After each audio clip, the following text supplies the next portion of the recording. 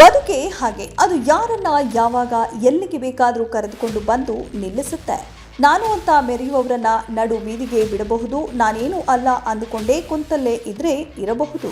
ಅಥವಾ ನನ್ನಲ್ಲೇನೋ ಇದೆ ಅಂದುಕೊಳ್ಳುವುದರ ಜೊತೆಗೆ ತನ್ನ ಶಕ್ತಿ ಸಾಮರ್ಥ್ಯಗಳನ್ನು ಗುರುತಿಸಿಕೊಳ್ಳುವವರು ಮತ್ತದನ್ನು ಹೊರತೆಗೆಯುವಲ್ಲಿ ಶ್ರಮಿಸಿದವನು ಎಂಥ ಎತ್ತರಕ್ಕೆ ಬೇಕಾದರೂ ಏರಿ ನಿಲ್ಲಬಹುದು.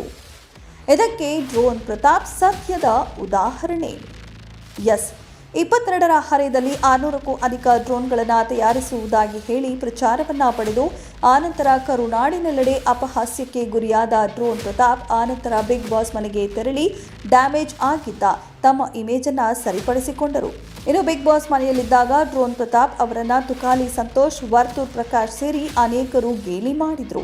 ಡ್ರೋನ್ ಹೆಸರಿನಲ್ಲಿ ಎಲ್ಲರ ಕಣ್ಣಿಗೆ ಮಣ್ಣೆರಚಿದ್ದೇ ನಿನ್ನ ಬದುಕಿನ ಸಾಧನೆ ಎಂಬ ಅರ್ಥದಲ್ಲಿ ಗಾಳೆಳೆದಿದ್ರು. ಇನ್ನು ಡ್ರೋನ್ ಪ್ರತಾಪ್ ಅವರ ಮನಸ್ಸನ್ನ ನೋಯಿಸಿದ್ರು. ಪ್ರತೀಕಾರದ ಜ್ವಾಲೆಯಲ್ಲಿ ಕುದಿಯುತ್ತಿದ್ರು. ಮೊನ್ನೆ ಆಡಿಕೊಂಡವರ ಬಾಯಿಗೆ ಬೇಗ ಜಡಿದ್ರು. ಡ್ರೋನ್ ಹಾರಿಸಿ ಕಾಲರ್ ಮೇಲೆತ್ತಿದರು. ಡ್ರೋನ್ ಮೂಲಕ ಎತ್ತರದ ಮರಗಳಿಗೆ ಔಷಧಿಯನ್ನ ಕೂಡ ಸಿಂಪಡಿಸಿದ್ರು. ಇಂತಹ ಡ್ರೋನ್ ಪ್ರತಾಪ್ ಈಗ ಇನ್ನೊಂದು ಸಾಹಸಕ್ಕೆ ಕೈ ಹಾಕಿದ್ದಾರೆ. ಕನ್ನಡ ಚಿತ್ರರಂಗಕ್ಕೆ ಹೀರೋ ಆಗಿ ಎಂಟ್ರಿ ಕೊಟ್ಟಿದ್ದಾರೆ. ತಮ್ಮನ್ನ ಹಿಂಬಾಲಿಸುವವರಿಗೆ, ತಮ್ಮ ಅಭಿಮಾನಿಗಳಿಗೆ, ಕುಂತರೂ ನಿಂತರೂ ಕಾಲೆಳೆಯುತ್ತಿರುವವರಿಗೆ ಈ ಬ್ರೇಕಿಂಗ್ ನ್ಯೂಸ್ನ ಸಾಮಾಜಿಕ ಜಾಲತಾಣದ ಮೂಲಕ ನೀಡಿದ್ದಾರೆ. After I done my PU ಚಿಕ್ಕ ವಯಸ್ಸಿಂದ ಹೆಂಗೋ ಹಿಂಗೆ ಇದೇ ಥರ ಮಾಡ್ಕೊಂಡು ಹಳೆ ವೈರು ಟೇಪ್ ರೆಕಾರ್ಡ್ ಮಾಡಿ ಏನೋ ಒಂದು ಮಾಡೋದು. ಈ ಕುರಿತು ತಮ್ಮ ಸಾಮಾಜಿಕ ಜಾಲತಾಣದಲ್ಲಿ ಬರೆದುಕೊಂಡಿರುವ ಡ್ರೋನ್ ಪ್ರತಾಪ್, ನಾಯಕ ನಟನಾಗಿ ಹೊಸ ಚಿತ್ರಕ್ಕೆ ಸಹಿ ಹಾಕಿದ್ದೇನೆ. ಅಲ್ಲದೆ ಮಂಡ್ಯದ KR ಪೇಟೆಯ ಹನುಮಂತನ ದೇವಸ್ಥಾನವನ್ನು ಕೂಡ ಇಂದು ಉದ್ಘಾಟನೆ ಮಾಡಿದ್ದೇನೆ ಎಂದಿದ್ದಾರೆ. ಇನ್ನು ಡ್ರೋನ್ ಪ್ರತಾಪ್ ತಾವು ಚಿತ್ರಕ್ಕೆ ಹೀರೋ ಆದ ವಿಚಾರವನ್ನ ತಿಳಿಸಿದ ಬೆನ್ನಲ್ಲಿಯೇ ಅನೇಕರು ಇವರಿಗೆ ಶುಭಾಶಯಗಳನ್ನು ಕೋರುತ್ತಿದ್ದಾರೆ.